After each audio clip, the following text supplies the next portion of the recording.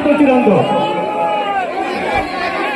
এটা এটা কিন্তু বাড়াবাড়ি, এটা কিন্তু বাড়াবাড়ি, এটা কিন্তু বাড়াবাড়ি হচ্ছে। ঠিক আছে, অনুরোধ করছি, আমি এখানে সবার করছি।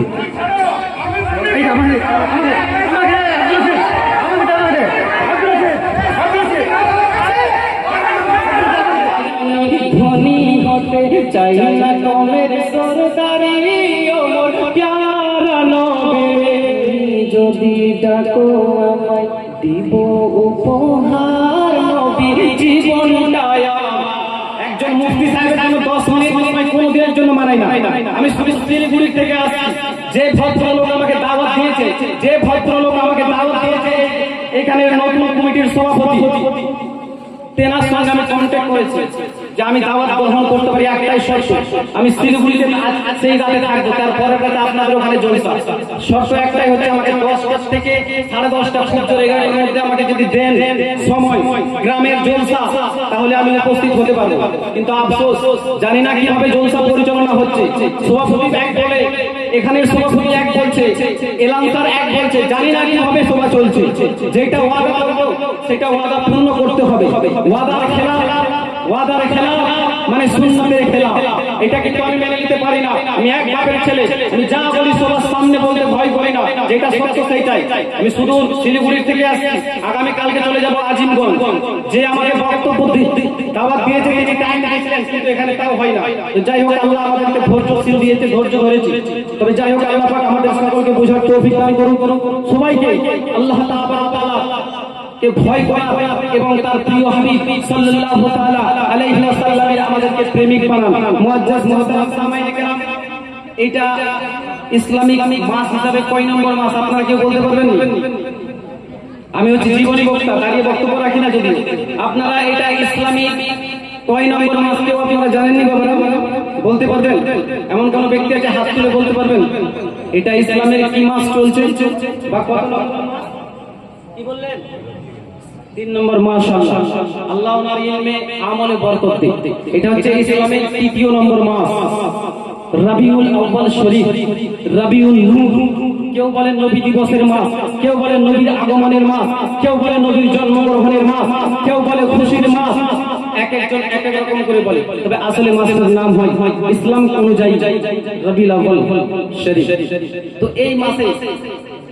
এই মাসের 12 তারিখে শুভ সাদিকের সময় আব্দুল মুত্তালিবের পোতা হয়ে, মা আমিনার কলেজার পুত্র হয়ে, আব্দুল্লাহর বেটা হয়ে মক্কা শহরে আমার নবী জন্মগ্রহণ করেছেন। জোরে বলুন সুবহানাল্লাহ। যেই আমরা আজকে মাহফিলে বসে আছি, মিলাদ, এই মাহফিল আজকে আমরা কি করে পেলাম? সেই নবীর ওসিলাতে আজকে আমরা সব কিছু পেয়েছি, যেই নবীর জন্য এই সব কিছু। আর সেই নবীর জন্য আপনি সুবহানাল্লাহ বলতে মনে হচ্ছে মরে যাচ্ছে। সাহাবিয়ে রাসূলুল্লাহ নিজের জানকে কুরবান করতে সব সময় উপস্থিত থাকতেন। জোরে বলুন সুবহানাল্লাহ। তোমার যে মুহতারাম সামাইয়ে কেরাম, অনেক কিছু বলার ছিল, আমি বলবো না। শুধু নবী পাক সাল্লাল্লাহু তাআলা আলাইহি ওয়াসাল্লামকে হালিমা সাদিয়া যখন নিতে আসছিলেন, কি কষ্ট করেছিলেন এবং কিভাবে হালিমাকে নিয়ে গেছিলেন, সেটা বলি আমার বক্তব্য আমি খুব সংক্ষিপ্ত আকারে শেষ করে দেব। ও মুসলিম মুসলমান, ও আমার আব্বা জানেরা, আমার ভাই জানেরা, আমার আপনার নবী, দয়ার নবী, রাহমাতুল লিল আলামিন যেই বছর জন্মগ্রহণ করলেন মক্কা শহরে, আমার আপনার নবী জগৎগুরু হাবিবুল্লাহ সাল্লাল্লাহু তাআলা আলাইহি ওয়াসাল্লাম মক্কা শহরে জন্মগ্রহণ করেছে। প্রতি বছরের মতো অনেক ভাইয়েরা, অনেক মহিলারা বিভিন্ন জায়গা থেকে, তায়েফের থেকে আসতো, বাচ্চাগুলোকে নিয়ে যেত, বাচ্চাগুলোর লালন পালন করত, বাচ্চাগুলোকে পুষতো এবং তার কারণে তার জন্য সে উসরাত পেত, পরিশ্রমিক পেত, যা দিয়ে তারা সংসার চালাতো। এটা হলো বাবা সৌদি আরবের নামাজ ছিল, সৌদি আরবের নিয়ম ছিল। ও মুসলিম মুসলমান, ও আমার বাচ্চারা, ও আমার ভাইজানেরা, যেই বছর আমার আপনার নবী, দয়ার নবী রাহমাতুল লিল আলামিন জন্মগ্রহণ করেছেন, হযরত হালিমা সাদিয়া অনেক কষ্ট করে, অনেক দুঃখ করে, অনেক মেহনত করে, অনেক পরিশ্রম করে নিজের স্বামী হারিসকে নিয়ে মক্কায় পৌঁছালেন। মক্কায় পৌঁছানোর পর মক্কাবাসীরা আওয়াজ দিতেছে, ও হালিমা, ও হালিমা, তুমি অনেক দিয়েছো, অনেক লেট করে দিয়েছো, অনেক দেরি করে দিয়েছো রে বোন। আর এই মক্কা শহরে তেমন কোনো ভালো বাচ্চা নাই, তেমন কোনো বাচ্চা নাই, একটাই মাত্র বাচ্চা আছে যার পিতা মক্কা শহরে একটাই বাচ্চা রয়েছে, কিন্তু তার পিতা নাই। যার কারণে অনেক মহিলা গেছে মক্কা শহরে পৌঁছেছে, কিন্তু মক্কা শহরে পৌঁছেছে কিন্তু নবী পাককে লাই না, এই তিনি বলে উজরত পাবে না, পরিশ্রমিক পাবে না। যার কারণে কেউ নবী পাককে নাই না, রেখে চলে গেছে। তো হযরতে হালিমা সাদিয়া রাদিয়াল্লাহু তাআলা আনহা এই কথা শোনার পর অনেক দুঃখ পেলেন, অনেক বেদনা পেলেন যে আল্লাহ গো, আমি তয়েফ থেকে কত কষ্ট করে, কত পরিশ্রম করে, কত মেহনত করে আমি এই মক্কা শহরে আসলাম, একটা তেমন আমার কপালে বাচ্চা জুটলো না। এই কথা বলে বলে নিজের স্বামী হারিসকে জড়িয়ে ধরে কান্দন করতেছে, বলতেছেন ও আমার স্বামী, ও আমার স্বামী গো, আমরা অনেক দূর থেকে আসছি, অনেক কষ্ট করে আসছি, অনেক পরিশ্রম করে আসছি গো স্বামী, আমাদের কপালে কি ভালো বাচ্চা জুটবে না? আমরা কি কোনো ভালো সন্তান পাবো না? এই বলে কান্দন করতেছে। করতে করতে করতে হযরতে হালিমা বলেন ও স্বামী গো, আমাদের ভাগ্যে যাই আছে সেইটাই হবে, যা কিসমতে আছে সেইটাই হবে। চলো না যাই আমরা ওই এতিম বাচ্চাটাকে নিয়ে ফিরে যাই। যেরকম সুবহানাল্লাহ। থাকি থাকি রুকি রুকি কিসি तरह तबील हलीमा बीबी की ऊँटनी जो मक्के में पहुँच गई। थकी थकी रुकी रुकी किसी तरह तबील हलीमा बीबी की ऊँटनी जो मक्के में पहुँच गई। ये सारे बात जा चुके, जगह हम अपनी बात चुके, सारे बात जा चुके, जगह हम अपनी बात चुके। बचा था ये आखिरी नबी नबी नबी नबी नबी नबी नबी नबी नबी नबी नबी नबी सबाई मिले नबी नबी नबी नबी नबी नबी नबी। हजरते हालिमा सादिया স্বামীর কথা শুনে স্বামীর আদেশ পাওয়া মাত্রই হযরতে আমিনার বাড়িতে চলে গেলেন। আমিনার বাড়িতে গিয়ে হযরতে আমিনা রাদিয়াল্লাহু তাআলা আনহার দরজাটাকে টক টক করে আওয়াজ দিতেছে। হযরতে আমিনা রাদিয়াল্লাহু তাআলা আনহা বলেন কে আপনি কোথা থেকে আসছেন গো? বলে আমি হলাম হালিমা সাদিয়া রে বোন আমিনা, আমি আসছি আপনার বাচ্চাটাকে নিতে, আমি আসছি আপনার কলিজার টুকরাকে নিয়ে যাব তয়েফ বাজারে। হযরতে আমিনা রাদিয়াল্লাহু তাআলা আনহা বলেন ও বোন হালিমা, আমার বাচ্চাটা নেওয়ার জন্য রে বোন অনেক জন আসছিল, অনেক মহিলা আসছিল রে বোন, কেউ নাই না, কেউ নাই না, তুমিও তো তয়েফ থেকে আসছো, আমার এই লালকে নেবে, আমার লালের কোনো পিতা নাই। ও মুসলমান, ও পুলিশের মুসলমান, ও আমার আব্বা জানেরা, ও আমার ভাই জানেরা। হযরতে হালিমা সাদিয়া বললেন আমি জানি, আমি বুঝি, আমার কোনো উজরত লাগবে না, আমার কোনো পরিশ্রমিক লাগবে না, আমি শুধু কেবলমাত্র আপনার লালকে চাই। জোরে বলুন সুবহানাল্লাহ। তাই তুমি বলছেন কিছু চাই না, শুধু মাত্র তোমায় আমি চাই। তোমায় আমি চাই, কি বলবেন? কান্দাইও না ও নবীজি, কান্দাইও না ও নবীজি, কান্দাইও না ও নবীজি, কাছে নাও আমায়, কিছু চাই না, শুধু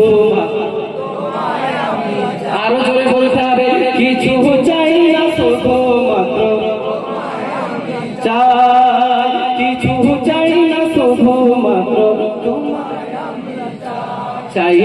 চাই আমি ধনী হতে, চাই না কমের সরদারি, ওমর প্যারা নবে, চাই গো চাই গো শুধু তোমায় পেতে, চাই গো শুধু তোমায় পেতে, এই যে বাসনা কিছু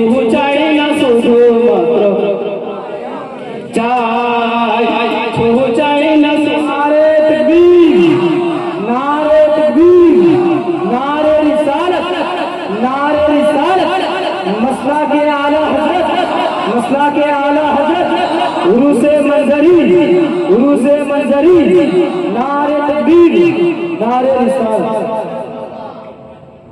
কিছু চাই না শুধু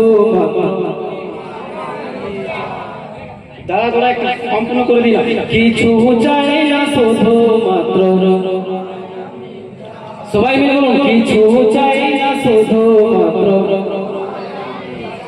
কিছু চাই না শুধু মাত্র কিছু চাই না শুধু মাত্র তোমায় আমি চাই তুমি যদি ডাকো আমায় দিব উপহার নবীর জীবনটায় আমার কে কে রাজি আছেন নিহাত বলুন লাব্বাইক ইয়া রাসূলুল্লাহ লাব্বাইক লাব্বাইক ইয়া রাসূলুল্লাহ লাব্বাইক লাব্বাইক ইয়া রাসূলুল্লাহ তুমি যদি ডাকো আমায় দিব উপহার নবীর জীবনটায় আমার তুমি যদি ডাকো আমায় দিব উপহার নবীর জীবনটায় আমার তুমি বললে চলে যাব তুমি বললে চলে যাব তুমি বললে চলে যাব জিভালো সে খাই কিছু চাই না শুধু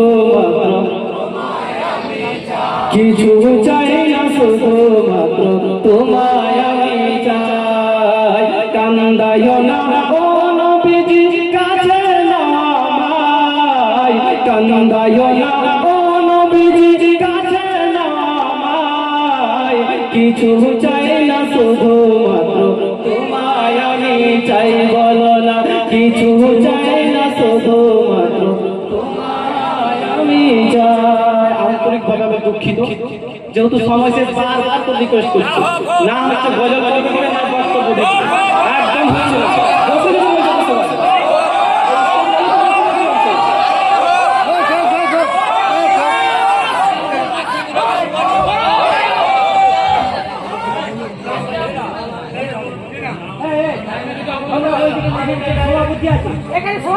আসসালামু আলাইকুম ওয়া রাহমাতুল্লাহি ওয়া বারাকাতুহু কমিটির সিদ্ধান্ত চূড়ান্ত অতএব প্রথমে 15 মিনিট টাইম দেওয়া হয়েছিল সেই টাইম মোতাবেক বক্তব্য ইতি করা হয়েছে এখানে কোনো ঝামেলা করবেন না চুপচাপ বসে থাকবেন কমিটির সিদ্ধান্ত চূড়ান্ত একদম না কমিটির সিদ্ধান্ত চূড়ান্ত এটা কিন্তু বাড়াবাড়ি এটা কিন্তু বাড়াবাড়ি হচ্ছে ঠিক আছে অনুরোধ করছি চুপচাপ বসে যাও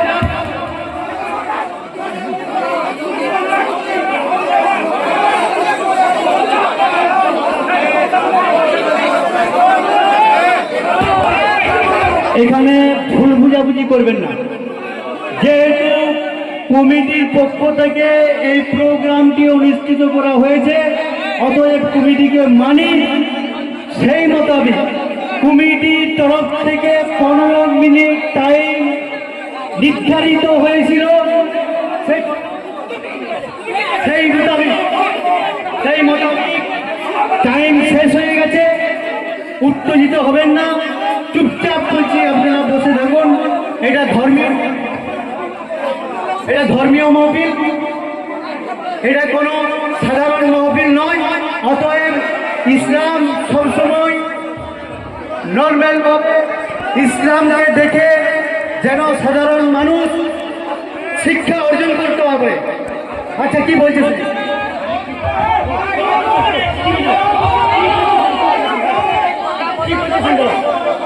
আমি এখানে সওয়াল করছি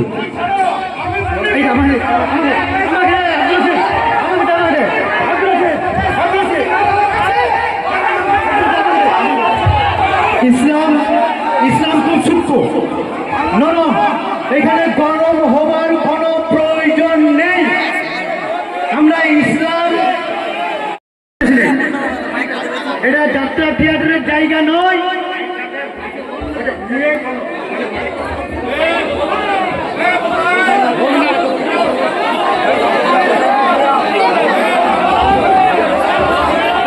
সমস্ত